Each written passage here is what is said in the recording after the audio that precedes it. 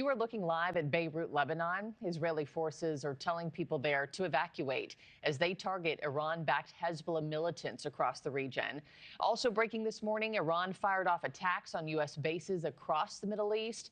And then 2 drones injured several people, 4 people, when they hit near the Dubai International Airport earlier today. Iran is also attacking commercial ships across the Persian Gulf's oil shipping lanes. Germany and Austria now saying they will release some oil reserves to help ease global price hikes. Meanwhile, the United Nations Security Council is set to vote later today on a resolution demanding Tehran stop attacking its neighbors. Joining me now, I have co-hosts of Rising on thehill.com, Robby, Soave, and Lindsey Granger. Good morning to both of you. Lindsey, let me just start with you and all these new updates that we're getting in, because this upcoming weekend is going to mark 2 weeks that we've been at war with Iran. I'm just curious, how much runway is the White House working with before this becomes a major political midterm problem for them, if they haven't gotten there already?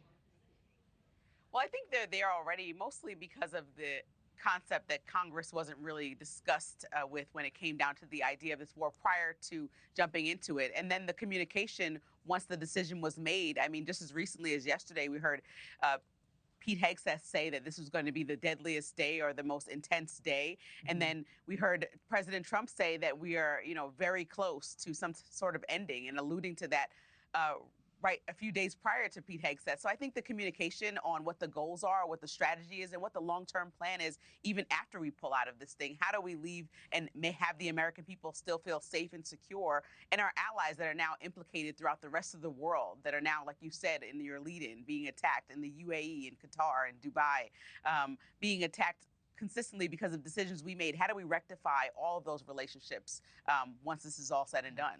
Robby, let me continue just talking about communications and messaging here. I don't know if you saw this, but Democratic Connecticut Senator Chris Murphy just tweeted out late last night. He said, "I was in a 2-hour briefing today on the Iran war. All the briefings are closed because Trump can't defend the war in public." He said, basically, the public deserves to know, he says, how incoherent and incomplete these war plans are. Bullet points here from his tweet, because it's very long, but he said, not involving destroying Iran's nuclear program, no plans for regime change, the aims destroying missiles, boats, and drone factories, hints of an endless war, and no plan for the Strait of Hormuz. I mean, just your reaction to that, and is it possible that lawmakers could be getting something totally different behind closed doors than what the rest of us are getting in these, every other day briefings from Hegseth and General Kane? Sure. I mean, that's from Chris Murphy, a partisan Democrat. Sure. I didn't expect him to like the plan, regardless of what it is.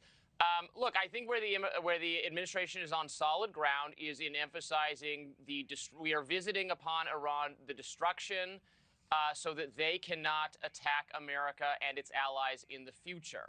That's what's happening. I think where the administration, and on that they're on solid ground. I think where the administration gets into trouble is when they start suggesting, or people like Lindsey Graham suggest, that there's going to be regime change installed on the country by us. That would, I think, involve a level of greater activity. U.S. ground troops, for instance. I do wish the White House had more firmly ruled that out, because that's going to be unpopular, and that's going to turn elements of MAGA away from the strategy. But if we just emphasize destroying the capacity of the Iranian regime to hurt Americans, that's going to pull well, and I don't see that being a problem. Yeah, Lindsey, let's unpack that a little bit more, because to date, we have 7 military service members who have passed away. You have 140 service members who have been wounded. And this recent poll shows that 48% disapprove of the war. If there were to be boots on the ground somewhere on the horizon, how are Americans about to respond to that? Well, I think we see across the board, many Americans are asking the question of why now, and what was the exact imminent threat and the reason that we're going to war. As we lose American lives, that's always a tragedy. But people want to know, was this the absolute necessary only option, or are we making decisions with other countries in mind?